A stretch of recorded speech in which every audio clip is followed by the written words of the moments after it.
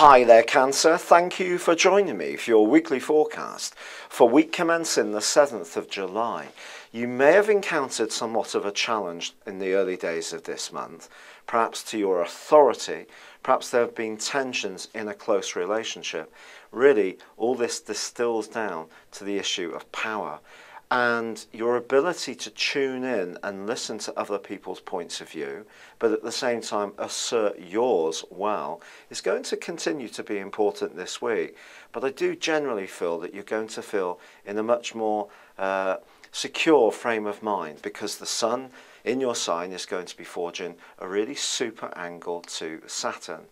Now, Saturn has, for some time, as you know, been working its way through your sister water sign of Scorpio. And so your romantic life or your personal expression may have been inhibited, particularly over the last 5.5 months. But this is a week when you can balance your flair, innovation, hard work and initiative in such a way which is workable and can stand the test of time. So do go for it. There's also a very sweet link between the Sun and Venus. Someone that perhaps is not very obvious in the way that they show their affections could be much keener on you than you realise, and there could be some non-spoken signals that come through to you that reassure you of this, so just watch out for those. You may also find yourself thinking at times back to something or someone from your past and could have some very vivid dreams. But with Venus combining brilliantly with Mars in Libra, this is an opportunity too for you to perhaps benefit from past experiences.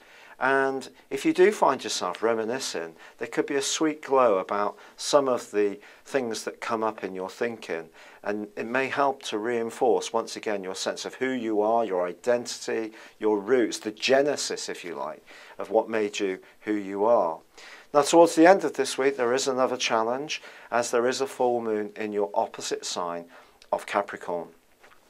This just suggests that if you have been very focused on your own situation of late and you are already in a relationship, a partner may feel that they've been a bit neglected. So it is going to be important to be sensitive to their needs.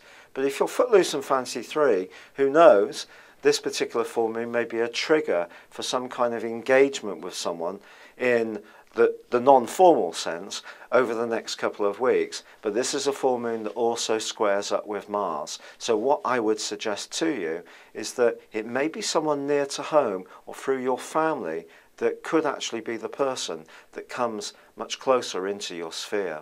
It's been a real pleasure being with you. Thank you for joining me. Good luck and goodbye for now.